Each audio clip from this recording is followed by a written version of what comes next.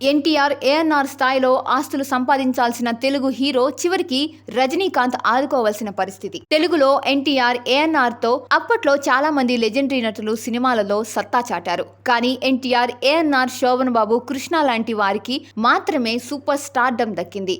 వీళ్ళందరికీ నటనలో ఏమాత్రం తీసిపోని నటుడు మరొకరు ఉన్నారు. ఆయనే కాంతారావు. కాంతారావు హీరోగా, క్యారెక్టర్ ఆర్టిస్ట్ గా 400 పైగా చిత్రాలలో నటించారు. అప్పట్లో ఎన్టీఆర్, ఏఎన్నార్ తో పాటు కాంతారావు అంటే తెలియని సినీ అభిమాని ఉండేవారు కాదు. పౌరాణిక, జానపద చిత్రాలలో కాంతారావుకి అద్భుతమైన గుర్తింపు దక్కింది. అనేక చిత్రాలలో నారదుడిగా కూడా నటించారు. క్రేజ్ విషయంలో కాంతారావు టాప్ రేంజ్ కి చేరుకోలేకపోయారు. కానీ ఆస్తుల విషయంలో ఎన్టీఆర్, ఏఎన్నార్, కృష్ణ లాంటి హీరోలతో పాటుగా బాగా సంపాదించాల్సింది. కొంతవరకు సంపాదించారు కూడా. కానీ ఆయన చేసిన తప్పుల వల్ల చాలా వరకు ఆస్తులు పోగొట్టుకున్నారు. తాను సొంతంగా హీరోగా నటించడం కోసం తన స్థాయికి మించి చాలా చిత్రాలలో డబ్బు ఖర్చు చేశారట. ఆ చిత్రాలన్నీ పరాజయం కావడంతో తీవ్రంగా నష్టపోయారు. ఆ దెబ్బతో కాంతారావు ఆర్థికంగా కోలుకోలేకపోయారు. ఒక దశలో ఇల్లు కడవలేని స్థితి కూడా చేరుకున్నారంట. అప్పట్లో కాంతారావుకి ఇండస్ట్రీలో చాలా మంది అభిమానులు ఉండేవారు. అందులో సూపర్ స్టార్ రజనీకాంత్ కాంతారావుకి అభిమాని అట. ఈ విషయాన్ని కాంతారావు కుమార్తె సుశీల తెలిపారు. నాన్నగారు ఎక్కడ కనిపించినా